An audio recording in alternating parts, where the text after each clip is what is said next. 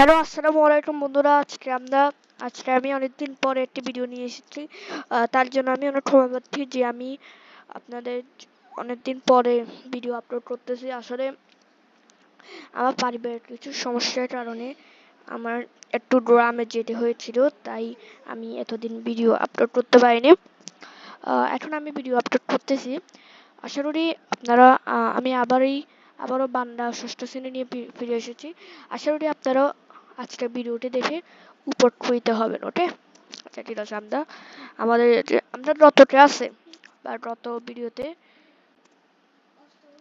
ভিডিওতে আমরা বান্দা ষষ্ঠ শ্রেণীর বান্দায় পঞ্চম অধ্যায় এই প্রথম পরিচ্ছেদ পড়েছিলাম এবং তার প্রথম ছকটি পূরণ করেছিলাম। আজকে আমরা ওই প্রথম পরিচ্ছেদে যে শেষ ছকটি বা দ্বিতীয় ছকটি ওটি আজকে আমরা পূরণ করব এবং আপনাদের ব্যাখ্যা করে দেখাবো। তাহলে শুরু করা যাক ভিডিও।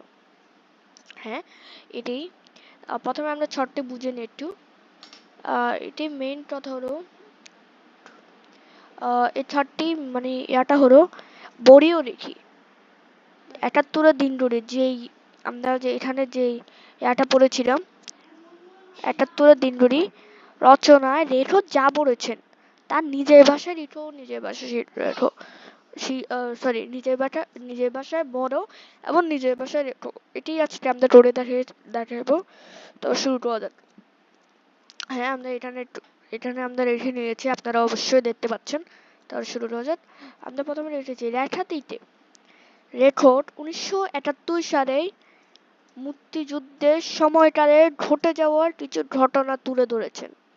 হ্যাঁ, এটি কোন বিষয় নিয়ে লেখা হয়েছে এই জায়গাতেও আমরা এটি রেখেছিলাম। এটি একটু দেখে নেই।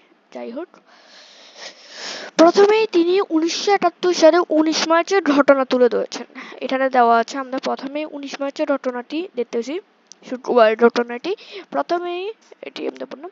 সেদিন তার ছেলে রুমি হলো উনি, তাদের শহীদ জননী বলা হয়। আমরা পড়েছিলাম যে তাদের শহীদ জননী বলা হয়। তার ছেলে রুমি গেরিলা যুদ্ধে অংশগ্রহণ করে শহীদ হয়েছিলেন। আচ্ছা, তার ছেলে রুমি একটি স্টিকার নিয়ে আসে। কি নিয়ে আসে? স্টিকার, যা বান্দায় লেখা। হ্যাঁ, এটা বান্দায় লেখা একটি স্টিকার। বান্দায় লেখা স্টিকার তিনি প্রথমবার দেখেন, মানে লেখক বান্দায় লেখা স্টিকারটি প্রথমবার দেখছেন। মানে আরেকজন দিন উনি বান্দায় লেখা স্টিকার দেখেননি। স্টিকারটি কামরুল হাসানের ডিজাইন করে। স্টিকারটি ডিজাইন করেছেন কামরুল হাসান, শিল্পী কামরুল হাসান, যিনি নিজেকে শিল্পী না বলে পটুয়াই বলেন। তার ছেলে স্টিকারটি তাদের গাড়ির পিছে লাগিয়ে দেয়। হ্যাঁ, তাদের গাড়ির পিছে যে টাচ আছে ওটাতে তার ছেলে লাগিয়ে দিয়েছিল।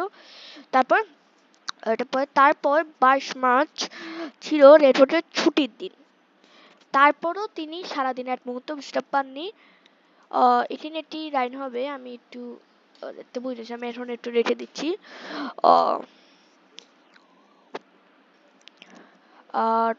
এখানে কারণটি আপনাদের একটু দেখতে হবে। আচ্ছা, আমি বলে দিচ্ছি, আপনারা রেখে নিন। এখানে দেখতে হবে কারণ সেদিন তাদের বাড়িতে অনেক মেহমান এসেছিল। এখানে গল্পেই বলা আছে। তারপর পরের দিন 23 মার্চ সারা দেশে প্রতিরোধ দিবস পালন করা হয়। হ্যাঁ, 1971 সালে 23 মার্চ পুরো বাংলাদেশের প্রতিরোধ দিবস হিসেবে একটি দিবস পালন করা হয়।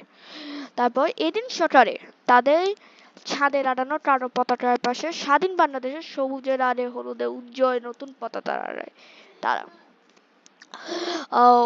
আর 1971 সালের দিকে সবার বাসার ছাদে কালো পতাকা একটি লাগানো থাকতো।